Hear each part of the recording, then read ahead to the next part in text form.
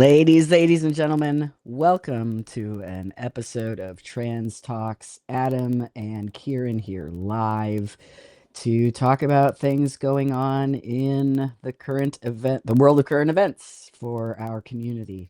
So I'm Kieran. I use he, him pronouns. And I'm Adam, he, him pronouns. And there's a lot of stuff going on today. This week. So we thought we'd do a little bit of a live broadcast. Something that Adam and I have been talking about is how we want to use the podcast versus the live format, et cetera, et cetera. And one of the things we're kind of leaning towards is this idea of keeping the podcast a little more light so that during the week, if you want to hear something that kind of takes you into a happy place, the podcast can do that for you. But we also want to make sure that we're talking about real stuff, the stuff that's going on in the real world. So that's what this is. Yeah, that's what this is. That's what Yeah. this is. So I think many of you are probably aware at this point that I think it was on Tuesday, the Supreme Court released their decision on the trans youth healthcare ban that was in the Supreme Court. And it was disappointing news, was it not, Adam? It was disappointing news. I think it was stark after we spent the weekend protesting here in Atlanta. And we had a decent amount of people turn out for that. Not as much as other places, obviously. We're still in the South. But to have that kind of right on the heels of what felt like it could be a step forward. But it's a good reminder, too, that the protests are, how do you even say that? There's no ultimatum behind them. Like we still have yet to find what it is that we can say or else to, Mm. So it's a Do you good mean like reminder as a community, like as a yeah, broader? yeah, as a broader community, right? Like we're standing up and saying we don't like this, but what power do we have to make it change? We have yet to figure out what our avenue is, and things like what's happened this week in the Supreme Court and the way that the judicial system is working right now. The entire landscape of how all this happens is changing, which is, it's notable. I don't know. Do we want to go through just a little bit of the history of? We did a episode on. So this is slow down. Welcome to live Right. internet. This is all coming from a law in Tennessee. And then the ACLU tried to appeal that law, and this is the outcome of that appeal. So we did a kind of a overview history of this. You can go back on YouTube and see that if you want to see that, and talked about Chase. What's his last name? I should have known that. I'm sorry. Strangio. There you go. Yeah. American Civil Liberties Union lawyer. So he's the one that tried the case. And so before all this, or as it was starting, I was able to listen to a town hall that he gave. And it's pretty apparent in the dissent in the ruling from the Supreme Court that the argument just doesn't hold water, which is kind of what the ACLU was trying to argue, that you can't decide among a group who you're going to give this, that, and the other to, right? And it seems that the Supreme Court just doesn't really agree with that.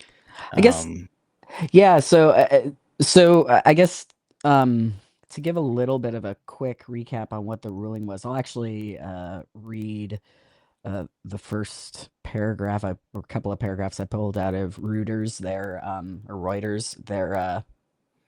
Reuters, their little kind of headliner on it. They say the U.S. Supreme Court upheld a Republican-backed ban in Tennessee on gender-affirming medical care for transgender minors on Wednesday. Oh, Wednesday, pardon me, y'all. In a setback for transgender rights that could bolster efforts by states to defend other measures targeting transgender people. The court, in a 6-3 ruling powered by its conservative justices, decided that the ban does not violate the Constitution's 14th Amendment promise of equal protection, as challengers to the law had argued. The ruling affirmed a lower court's decision that backed Tennessee's law, which bars medical treatments such as puberty blockers and hormones for people under the age of 18 experiencing gender dysphoria. The Supreme Court's 3 liberal justices dissented. And we can talk a bit about what the different Yeah. judges said, because it was as many rulings are when there's a winning side and then a dissent. There were some very, very stark differences in the way that Yes. the law was being interpreted. And I think something that you just said, Adam, really is kind of what I've been thinking about. The law put forth here is intended to appear neutral, right? If I remember correctly, I've got some notes here that I'm referencing that I took. Let's see. Justice Roberts had written that the law does not discriminate based on sex because it applies to all minors. No one, Yeah. regardless of gender identity, can receive certain treatments like puberty blockers or hormones to treat specifically gender dysphoria, was their claim. Right. And I think the thing that you and I are feeling the friction around is, and probably so many others, is that when a law says it's neutral, like applying the same treatment restrictions to everybody, it can still disproportionately harm a specific group. And that is structural bias. Exactly. We've seen it happen. What was it? Plessy v. Ferguson, when they ruled that separate but equal was fair.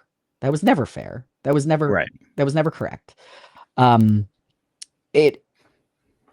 The tension there, the concern that I think a lot of us are feeling, and certainly I'm feeling, is that this ruling risks carving out a particular identity, even under the guise of neutrality, carves out trans youth as a population that can be denied a particular thing that everybody else has access to.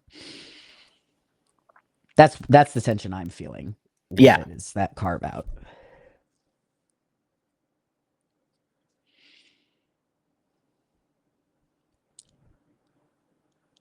Are you still there? Am I still here?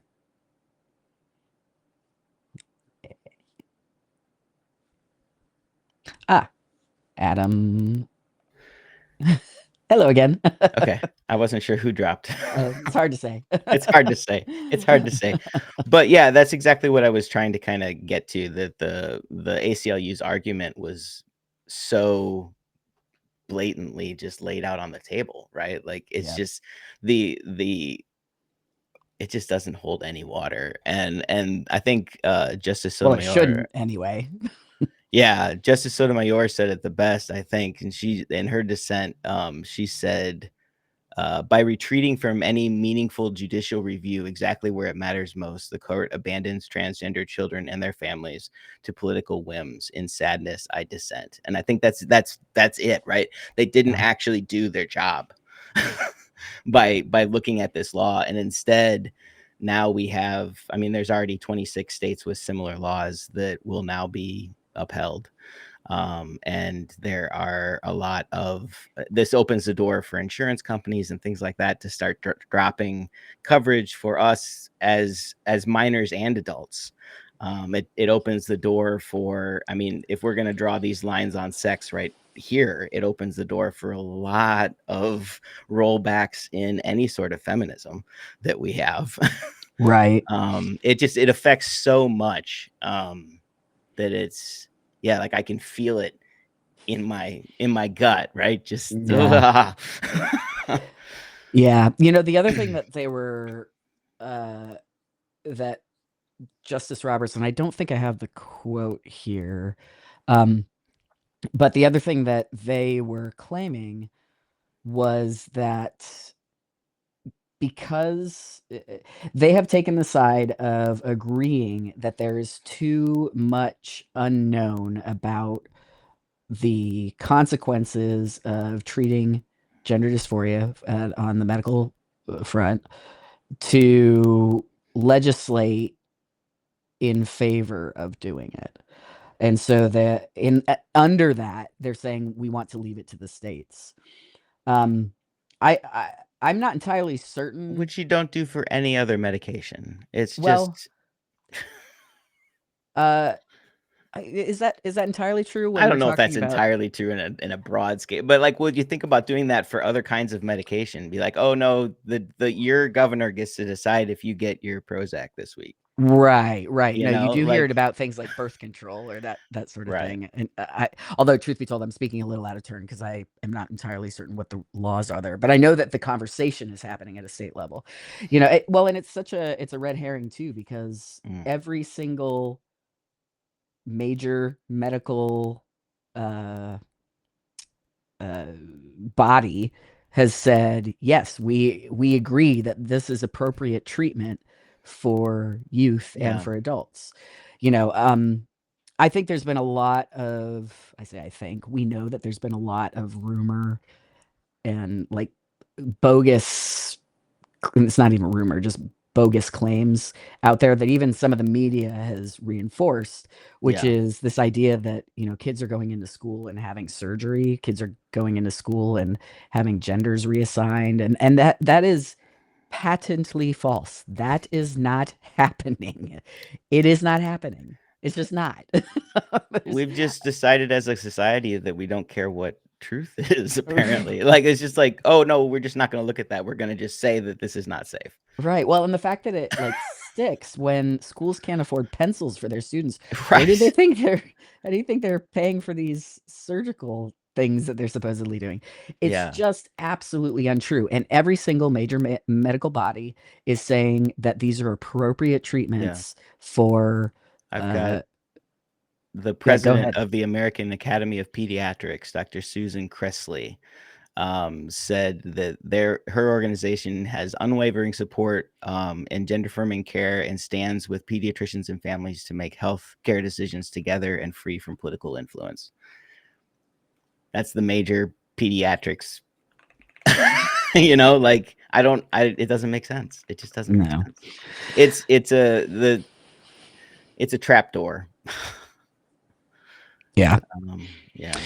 It's I don't think Adam in all of our conversations, neither of us was surprised that this was the outcome. We sort of anticipated that um, this was the likely outcome. Not that it was the sensical outcome or the outcome that we Right. desired, but that it was pretty likely going to be what happened. Um, how did you find yourself responding to it once the outcome was clear? It's weird because I think that there is kind of the expectation is that it would fail because I don't know, I'm a trans man. I've lived a long time. Um, but so it wasn't like a surprise, but like you said, it's still like I feel it in my soul. Kind of the same with the election, right? I Yeah, knew that there right. was the majority of I felt that there was probably the majority of the people that didn't approve of us. And then the election showed me that, oh no, it was. And it's like, oh well, now I have to face it because this is real. And this is kind of the same way. And if they're going to, and it's scarier because it steps outside of medical sense, it steps outside of legal sense, and we are playing politics in the court, which is a problem on so many. I mean, pick a thing out of the headlines right now. It's a huge problem that we're just not obeying our own legal system. Well, and it you and I were talking about this maybe briefly just yesterday. It's this idea of who gets to decide because really the courts are making moral decisions in this case too, Mhm. even beyond political. These are like ethical and moral decisions, which of course politics is all wrapped up in all of that as well, or at least in theory should be at time at it when it's at its best. Mm, So the Supreme Court makes a moral call here in terms of what is allowed for a human being, for a human being's family, for fill in the blank. Who who gets to decide that? Who owns that decision? Who gets to choose what is right right. and wrong for a human being? And we're doing this constantly. The idea of, at least in my opinion, in the best of cases, when it comes to how our government operates, you have the three equal branches who may have a different makeup across the different branches, and that's intentional so that you have this balance of power, and you don't have, in a perfect world, you don't have this pendulum swing uh of uh, change, unless it is to grant rights. It is not intended to take away rights from the populace. And unfortunately, just some of the things that we've definitely seen over the years, that's not how it works. And even No. even well before we were alive, it's not always how it works, and that's unfortunate. Yeah. So, when something that you just said that stood out to me, that ties into this, is this idea that um, the majority of people are not in favor of us. And I choose to believe that I don't know that we know that. I Yeah. choose now, the folks that are speaking, the folks that are being heard, the louder folks, the folks who are putting people in power, and then the folks that are in power right now. In terms of those folks who are active, yeah, they are the majority. They're active. I Is that true in the population? I don't know. I hope I not. think I hope not too. I think that my wife and I were talking this weekend just about the we have to even stop and think and talk to each other about why it is that we're protesting. That there is a group of people that is going to protest no matter what, and the trans people are in that group, right? Yeah. Like we need change and we will create it. And then there we are being joined by a group that is really just wants the status quo, right? Mm. Like it because we can't say that our past presidents have done much better as far as throwing away people. Right. And I will not claim that in any way, shape, Right. or form. No. Mm. But what they're actually saying is we just don't want to see it, right? Don't show me because then I have to think about it. Right. So I'm not, and I think that if we can get that group of people on board with the no, no, no, we actually have to change, we've got a huge majority. And so I can only hope that those things continue to meld and we continue to like see each other on that personal level. And hopefully we can understand each other's struggles, because it blows my mind that we can have this much wrong in the world and we're still having trouble understanding that others have struggles that are different than ours. And different and not different. Like, different, Yeah. and the fact that we're all struggling is the Mm, same, right? yeah, It's, exactly. somebody who has an entirely different background than I do. Struggle is struggle. And it's not a contest about Mm. who's got it worse. It's like, no matter what, we're all in it together, whether you want to be or not, whether you agree with each other or not. We are all in it together, because something that affects my neighbor affects me. And That's that's a that's that just how it that's a works. huge point, because part of what this ruling says is that we do not deserve to be protected. And if we can start, like as you said, it's not meant to take things away, right? So if we can start using it to take things away, then what happens to other people's? Right. So yes, it what happens to us as trans people affects you, broader community, and the trans community. Right. Yeah, the thing that you had said, I can't remember if you had just said it, but you definitely said it yesterday when we were talking about it, just you and I, around that second group of folks who will show up to protest when they've become uncomfortable. Hmm. Um, that it's unfortunate that we're in a space where that is currently the case. Like, people outside of the folks that are affected are being made uncomfortable. However, there's a degree to which I kind of feel like in this moment in history that needs to be the case in order for us to get this momentum. That, I think the thing that's alarming to me, and maybe you just said this in different words, is the fact that so much that's going on around us is affecting all of us in different ways. All of the things going on with immigration, all of the things going on with the trans community, all of the fears that the broader LGBTQ. I mean, look, these CDC. exactly right. Government employees, right? All of these folks who have had vastly different experiences are suffering from the same problem, and it's a lack of humanity. It's a lack of um, empathy. It's a lack of believing that somebody else's fortune affects you as a human being. Mm, As a society, we've not been conditioned. We've been conditioned to believe the opposite, which is I can pull myself up by my bootstraps. And look, there is some truth to that, but that is not the truth. There are folks who are born into a system that does not accommodate everybody. Our system doesn't accommodate everybody. There are people who have a starting point that is a starting point that's set further back than other people's starting points because of the communities they're raised in, right. because of the economic And, situation that their families, I mean, any and number to of your things. point, we shouldn't have to justify any of those things. We should just be able to look you in the face and say, I know you struggle because you're Right. human. Right. We all That's exactly struggle. right. It just looks different. Yeah. Yeah. It Yeah. just looks different. It looks different. And I can only hope, like to your point, that second group of protesters, if we can get everybody together, Yeah. whew, could we change some things? Yeah. It'll be interesting to see. I do think that well, two things. One, I'm pretty disappointed with the lack of coverage about this ruling.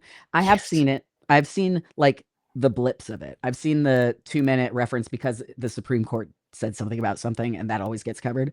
Um the this kind of a ruling, I'm disappointed that it is not more alarming to folks, Yes. not necessarily because of what it's doing specifically to the trans community even. Okay, if you don't care about the trans community, uh, well, that's unfortunate. And the, to the point of everything we were saying before, Yeah. if they're doing it here, I promise you, this is just an entry point into being able to do it elsewhere. It's the tip of the The iceberg. All that, like when they were suing Maine for girls' sports and all that, this opens all of those doors to this administration to do those things for real on Yeah, a national scale. That's yeah. terrifying.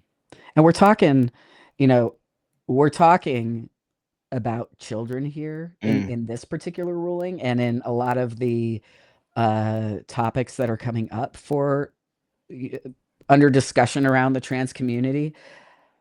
And it under the guise is of protection. under the guise of protection, and it is an absolute, I'll use the term again. It's a red herring. It is red herring's not really the word I want for this, but it is a distraction, because really what they don't want, really what the folks who are putting their blood, sweat, and tears into limiting the lives and the benefit, or the rights of the trans community and people, members of the trans community, what they're looking to do is ensure that we do not have trans adults Mm, coming down the line. They don't care about protecting kids, because the truth is, like, uh, anybody that has done any amount of research, which we can say for certainty that most of these folks will not have done that. Anybody that's done any amount of research knows that, like, being trans isn't something you're that is bestowed upon you. It's not like right. contagious. It's not it's just like, being gay. So there was this great, I forget where I'd seen it. It might have been a meme or something where somebody was saying, you know, if being gay was because of my surroundings, then I really should have been a nun because I grew up in Catholic school, right? Like, there's it's just not that's not how it works.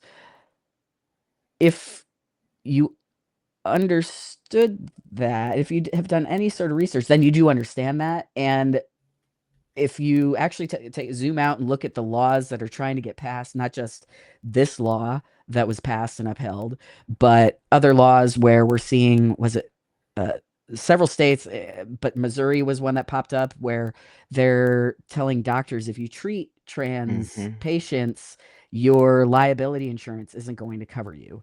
If Mm-hmm. if you are trans, and I forget which state or states this was, but some states have been pushing to say you need to have, I mean, it's pushing kind of back into the Harry Benjamin Yeah. space, which is you have to have 3 years of documented gender dysphoria in order Yeah. to actually begin any sort of medical transition. And Who can afford that in our community? I mean, I did it, and I paid for it for a very, very long time to be Right, able to do that in my 20s. right. And I mean, and I was that kid. I barely made it to adulthood, and I understand what it is to go through all those hoops and circles, Hurdles. Oh that my God. and to have doctors that won't treat you, or are scared to touch you, or scared to do those things. And we just don't deserve to go back to that. We've got an entire generation that we have slowly encouraged and given this given their lives to, like, Yeah. really, like, given their lives. And now we're saying, oh, never mind, we're going to take that Right. back. Right. Right. And if that can't get you up to protest, just thinking about it, these are children we're talking about. That are They're being children that used. are being used and told that they are unworthy, on repeat in the news, everything else. And that's just it. We are better than that. We damn well should be. We better be. I We mean, I need to just, be. yeah. We need to be. We will be the cause of our own demise if we Mm, cannot figure out how to take care of the dignity of the people around us. And that's just what it is, right? yeah. There are so many people that we run into, pass, cross every day. We might even smile at as we are in passing, who we don't know what the hell they're going through during the day. And we're willing to say, well, you're not really worthy of fill in the blank. It's just crazy to me. There was something else that, and this is tangentially related around yeah, one of the other things that has recently happened is the military ban Yeah. for trans folks. There was uh, when was that? Like a couple weeks ago, folks It, needed to start doing their exit processing. right. Um, I had seen a really great, again, I think this was a meme. Somebody had made a comment about we're not strong enough for the military, but we're too strong for pro athletics. Like, which of it is it? Which Right. is it? It just sort of like it undermines the hypocrisy of Love you. the hi Angela. Oh, It sorry, my wife undermines. needs the car keys. I'm Oh gonna yeah, you're good. just mute I'll myself. just I'll talk to myself. It undermines the actual arguments being made, and it shows just how nonsensical they really are.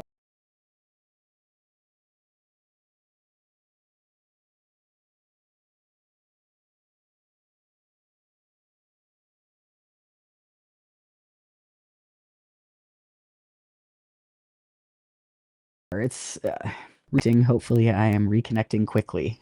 Otherwise, you'll see Adam here in a second, and I will uh, just keep making noise here until I don't. All right. Am I back? It says I was reconnecting. Am I back, Adam? Can you see me? All right. You went mute, and then mine started saying I needed to reconnect. So I was just saying, ultimately, the arguments are nonsensical. They are like you had said, I love that you've said this over the time. The circles of logic just don't Right. intersect. So they don't like they're because they're not.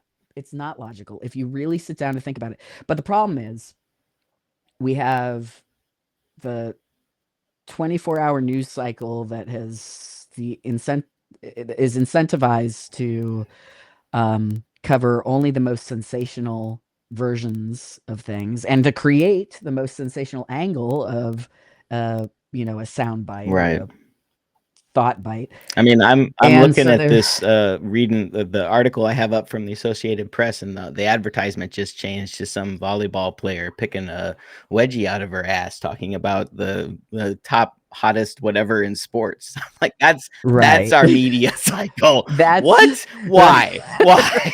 right. Right. Like, is this necessary? Do I, it it's frustrating. You know what though? I think there are some good examples. I was looking up some examples of times when we have had some of these legal setbacks that Yeah, they all ebb and flow. You're right. yeah, that ultimately were overcome. Now, I'm not saying the timelines were what we would wish for. But one example I had referenced a little bit ago, Plessy versus Ferguson.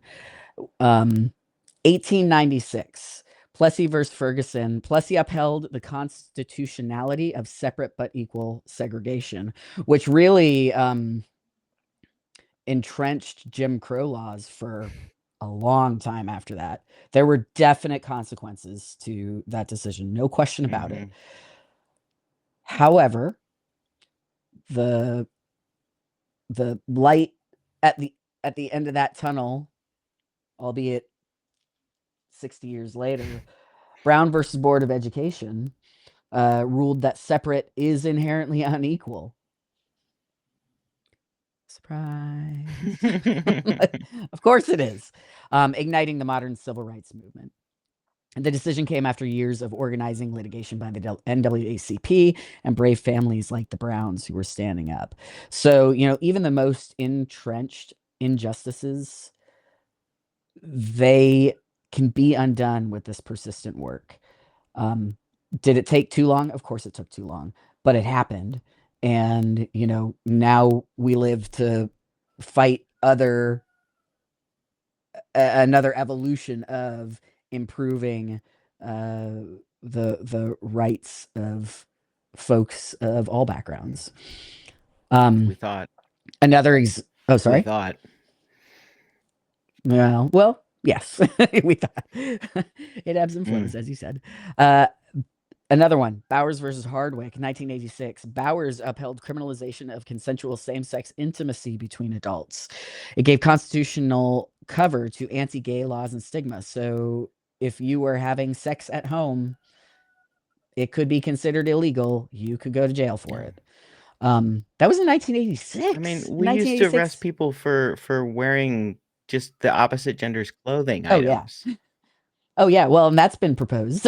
Well, I mean, Still. but I mean, that's going all the way back to the 50s. Yep. Totally. Yeah, you're right. 100%. However, again, too long a time later, but it did happen. Lawrence v. Texas struck down those laws and explicitly overruled Bowers, affirming privacy and dignity for LGBTQ plus people. It didn't last forever. The let's see, Baker versus Nelson, 1972. The Supreme Court dismissed a same-sex couple's claim to marriage rights, stating it didn't even raise a, quote, substantial federal question. Which is basically what And this decision said about trans people, honestly.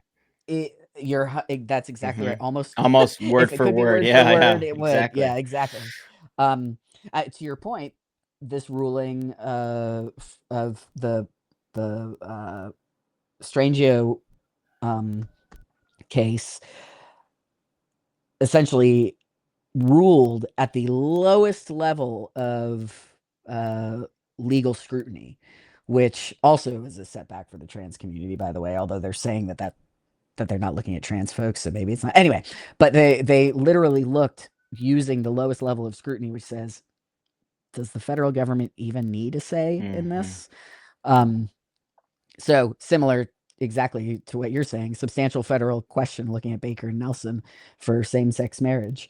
Um, for a long time, obviously, same-sex marriage was not permitted in the United States until Obergefell versus Hodges, when the Supreme Court held that same-sex couples have a constitutional right to marry under the 14th Amendment.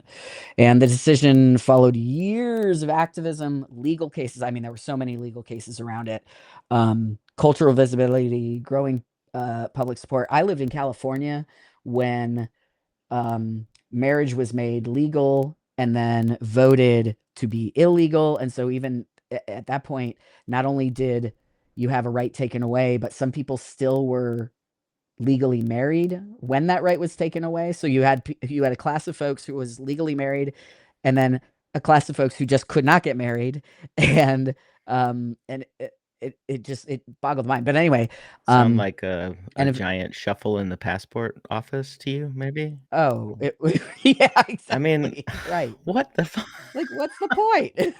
What's this, job security? What's going on here? Um, and the 2015 ruling solved that for every state in the country. So But that's even, I mean, that's going from 80, what'd you say, 87 to 72. 72?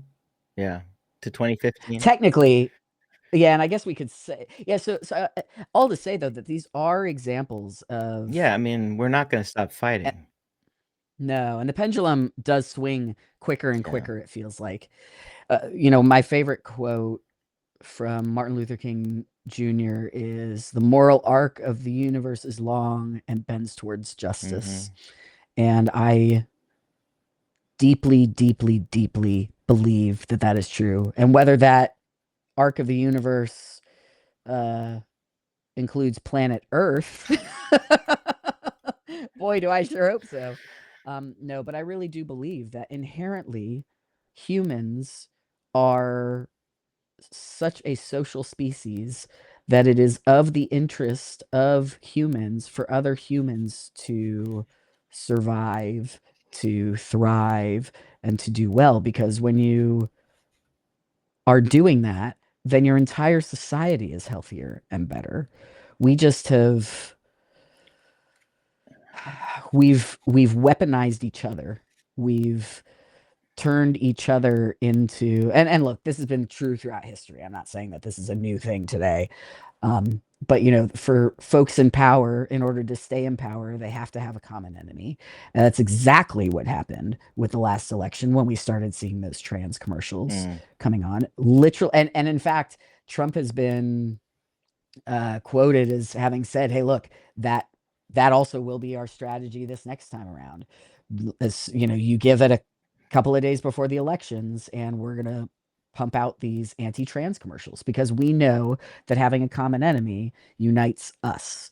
And I think the thing that I mean, there are many things that are gross about it, but probably one of the most disgusting things about it is such a what's the word I'm looking for? It's such a uh, what's the word for when you're just so negative about everything? It's just such a jaded what? Current contrary. I mean, the whole pull yourself up by your bootstraps mentality is based on that. Like, if you don't have that chip on your shoulder, then it doesn't work, right? Like, you Mm, wouldn't adhere to the rest of the bullshit if you didn't have that giant chip on your shoulder. So they want you to hate other such an people. interesting thought. It's social Yeah, media. Social media is out there trying to engage you into aggravation.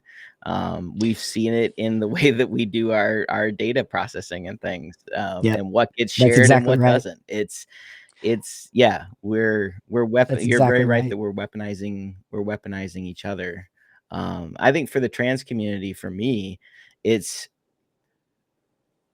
it's like I have to hold on to the idea that we have been here, we will be here, we will continue to be here. You and I have survived into adulthood. I went through all of the Harry Benjamin things without any coverage by any medical agency or anything like that, and I figured it out. Like, was that right? No, I should have been helped as a child. We should all have been helped as a child, but we can figure it out and we will become adults because we are trans. That's They exactly can't right. do anything about that. Yeah. So, if we've got any Mhm. parents listening or even any Yeah. kids who are just Find so your community. frustrated, you find your community, you look at, you find your older members of the community because we exist, we're out there, and we have exactly what you said, Adam.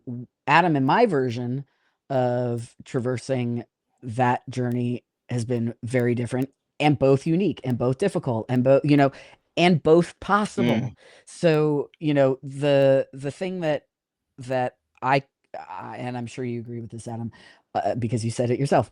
Uh, Go find your community members, go find those folks, go find the people who that if you're a trans person, you can start seeing or continue yeah. seeing yourself reflected back at you. Come If you're a parent, get your kid involved in community spaces where they can see come hang adults out with us. like them. Come hang Come out hang with out us. with That's pretty us. much it. That's That's right. If you're in what Atlanta, Kieran is trying to say is come to Trans Joy events. yeah, And please bring your parents, bring your kids, bring all of your kids, not just your trans kid. yeah, And yeah, because it's yeah, about more than that. It's about all of us knowing and seeing that it's not only capable. It's not only possible for me to be a trans man. It's possible for me to be a trans man who has a family that loves him. We yeah, need to know all yeah, of that. and a community and a Yes, good job and and friends. yeah, that's just it. I think the so much of the fear, at least for me, now look, going through puberty was no joke. I was not doing well during that time. However, had I had an example of what it would look like to be me today, if I even knowing that I needed to go through puberty, I would have had such a different outlook on Yeah, my future. I didn't dare picture myself turning 40. And hardly any of us n- dare at 20. right, exactly. And so when I made 40, I was like, oh my God, this is amazing. I am here. I'm around. I'm alive. I'm living a good Not life. dead I yet. am happy. I'm not dead yet. I I am That's our birthday just refrain, by the way. exactly. I am just so full of joy and life and love in a way that I didn't know would ever be possible. Had I had somebody that I could have looked at growing up, I would have pictured 40. Yeah, I would have pictured 60. I would have pictured 80. And it would have really revolutionized my life. And so I guess I'm yeah, speaking especially to parents right now, especially parents who are feeling so frustrated and like, you know, hopeless. Don't feel hopeless. There is hope. We are examples of that at a time when it was, in Adam's case, so very difficult to get resources. When I was going through it, it was tough to get resources, but it wasn't what it was. Today, it's a lot easier. And even in spaces where we are seeing that become harder, there are other ways and other places that you can go to go get treatment for your kids, for we are a yourselves. resilient There, people, and doctors are not going. I mean, like the pediatrics. What is her name? Dr. Susan Cressley, right? That quote that I said. She's not going to stop treating trans kids. no, No, no, don't believe that. no, Don't believe that. right. That's so Adam and I, this is going to sound unrelated just for a second, but I'll tie it all back together. Hopefully, Adam and I, the other day when we were hosting the Trans Joy event at Felix's Atlanta, we were somebody had asked us the question of like, are we part of this other trans org in Atlanta, which we're not, but we like them, and we love the work that they're doing, and all that Right. good stuff.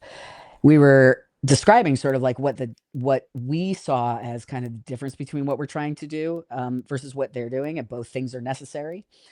And the way that Adam and I have consistently described it is we really want to create these intergenerational spaces that are for trans people, non-binary people, and for the people that love us. And so it is expansive beyond trans and non-binary. It includes uh, staunch cis Your allies emotional in that support person. space. Exactly. Might not be a trans No. person. Your partner might not be a trans person. Your sibling might not be a trans person. So, we know how important it is to have a robust community that isn't limited to the trans community. And to be clear, I'm not saying that's what other organizations are trying to do. There's also a lot of validity in those trans only spaces. Yeah. What we're trying to do is build resilience in our community uh, uh, through those broader connections as I well think a as therapist connections with friend each of other. mine, we were talking over the weekend, and we were about just the continual positive regard that is Mm, essentially trans joy. That we want to be that beacon of joy that is the trans community, because we are amazing people. We are talented. We are yeah. brilliant, and the broader community. Sometimes I don't think deserves it, but I but they need to see it, right? They need to see us and Yeah. our beauty, so that they can stop believing lies. Yeah. And some of that is We just existing. Yeah, exactly. So much of that is just Mm. existing, and existing with each other, existing in society, existing in in places where everybody else is allowed to exist. We had one of our folks that was a new attendee of that event, um, which was so fun. That he was saying at the end, he said, I really appreciated what you said about your philosophy on what it is you all are doing, because tonight I really felt like I was able to show up. And to be clear, like, we had a diverse group of folks. We had trans folks, non-binary folks, trans and or non-binary. It's a blurry line for We us. address those separately, and yeah, exactly. We're however you would like to see that community spelt out. Anyway, trans and non-binary folks as well as cis folks, and he was saying, because I got to come out and hang out here, my identity wasn't the thing I was focused on. I didn't even think about it. We were we were telling so many fun stories and having just such a great time, and sure, trans topics do come up, and so does everything Yeah. else. So we get to talk about, like, what do you do for work? How's that going? What do you love about it? What do you hate about it? Oh, yep, same as everybody else, right? And often Um, those trans topics, like the trans topics come up and they go so fast, because we yeah, don't need to talk exactly. about that. We understand, like, No, that you can say one thing and the entire table knows what you mean, and we're like, yeah, and we go on to the next, like, we that's get it. it. There's no translating, right? Exactly, You're not spending your time exactly, translating, exactly. and and so you can kind of laugh at the same jokes, Mhm, and those folks who are cis folks who are close to the community or and love the community are in on it too, mhm. because they know us and love us, and it is such a gift to be able to exist and not be thinking about the fact that you're existing. Yeah. Like, to not have to be so conscious of that. There was a moment at the event where Candace, our bartender there, a good friend of Adam's and I outside of there, she's the one that facilitates the space for us to come and hang out for free, and it's awesome. I was talking to her towards the end of the night as we were talking about planning for future ones. And the bar manager that night was, she goes, yeah, he came up to me and he was like, gosh, geez, you can't even hear the music over all that laughing over there. They're having such a good time. And Candace is like, oh, you want me to go turn the music up? I can go turn the music up. He's like, no, no, no, no. I love hearing them laughing. Because and I loved hearing us Yeah. laughing too. It was really, really nice for to hear that affirmation of, one, somebody who is in the LGBTQ community who understands the value of us having a space to come in and be safe and have a good time, because we're not a community right now that would necessarily be thought to have a whole lot of reasons to laugh. But you know what? We do. We're persistent as fuck. And so we do laugh a lot. And we are, we are funny, and we have a lot of love and a lot of light and a lot of We life. So, couldn't have gotten to this point in our lives without celebrating the joy. Like oh, hell yeah. we would not have survived. And so yeah, we get all the slinging and punches that are coming our way. We see all that too, but it's not new Yeah. to the trans community. And we will persevere. We are resilient. Yeah. Yeah. So I know that there's a lot of heavy stuff going on with the military ban, the Tennessee law that has been upheld. We're going to see more ugly stuff. We will. I hate that that's the case. It is going to be true. I know the thing that Adam and I constantly talk about, and you've heard us, if you've tuned into anything before, you've heard us say it as well. Finding your peace and finding your people and intentionally hanging on to those things as a way to remind yourself that you are valued, that you are worthy, that you are beautiful, that your worth does not come out of some stranger's decision around what they think is right or good, or, there's a million, billion, trillion, however many people that have existed on this planet that have all had opinions. And so few of those folks, very fortunately, have a say in what that means in terms of actual practical sense. But you don't care about most people's opinions.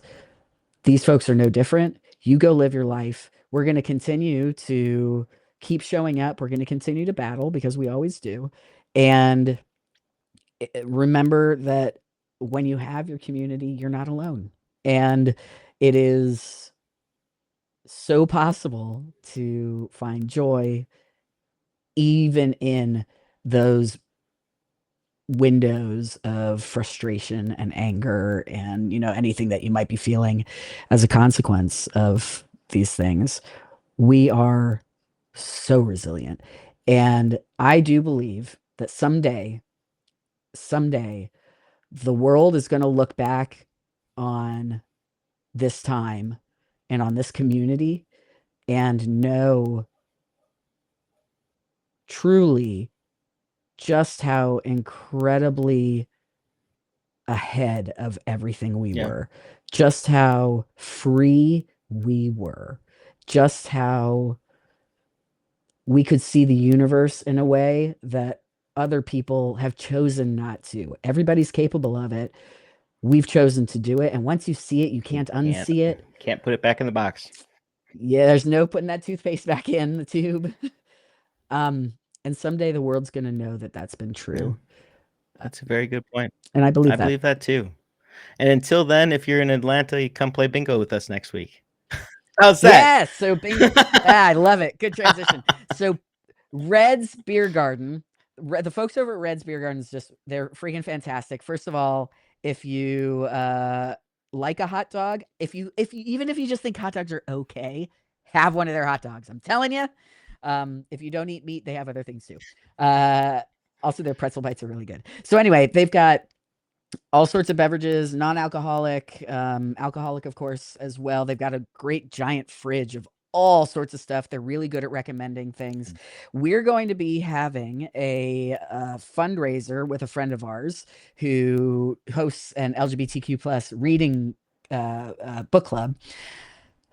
It is an event called Red's Reading Rainbow Bingo. Did I get that right? On Thursday at, I believe it's 7 p.m. Yep. Adam and I will be looking our finest. If you like the look of librarians of a certain age. Lord help us. Lord help them. And we're gonna be hosting bingo. There's gonna be So many quiz, prizes, trivia. Some all oh my god, all so many ages. That's what we prizes. love about breweries and beer gardens like this. That there is alcohol, but it's not the same restrictions as a bar. So kids are Yeah. welcome. Yeah, bring your whole family.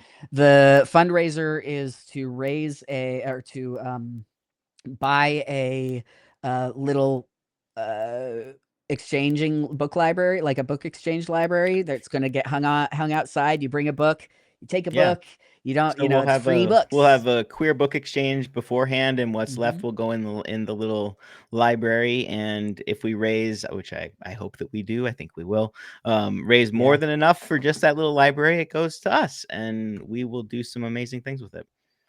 Yeah. So big thanks to Red's Beer Garden, and big thanks to our friend Abby, who is really the mastermind of all So of much this. work. We're super excited. Oh yeah, she's done a ton. All of them have done a ton of work for it. Um, yeah, if you want to be entertained by Adam and I, and even if you don't, come anyway. Come see your people. Yeah, it's going to be a good time. I feel better after having a little bit of that chat, after giving Yeah. us a pep talk. Yeah. We gave ourselves a pep talk. We're good.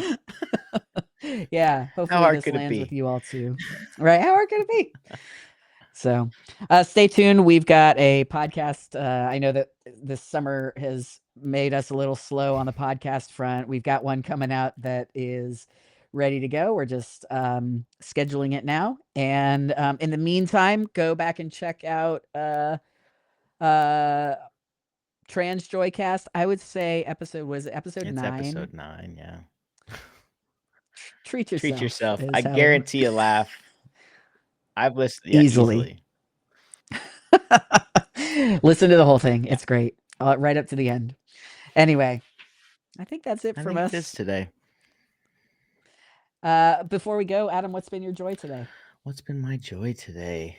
Today, just off the top of my head, my friend and coworker that has went to our goes to protest with me, and he Yeah, wears his little trans we love ally him. pin every single day. And yeah, I think he's my joy today. We had just to have somebody that sees you at work in a place that is otherwise stressful.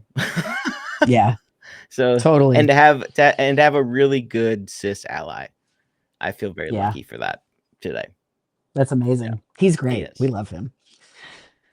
My joy today. Um, oh, I had a really good therapy session, Always a joy. and yeah, it can be a little tough during the session at times, in terms of like just getting the stuff out and getting to that processing spot. Um, I, however, always with my therapist, always laugh, and always leave with a new nugget and always leave with a new idea of how to think about something. So yeah, I had a really good session today. And so that was my joy. And then the other one is just a little one. You Monty, can never we have do a one. I never can do one. I have a lot of joy in life. It's true. You're right. But Monty is she's a fluffy cat, and she went outside. Sometimes she likes to go on the back porch. She never goes anywhere else, so we let her on the back porch. She went on the back porch, was just laying down in front of the door, and Yosemite or Monty or Sitka, one of our dogs, was sitting on the couch inside, just sort of overlooking, just sort of watching out for her. It was so cute. I've totally, anthropomorphized their that what's going on there, but I do kind of think it's what was happening. They all love each other, so it's sweet.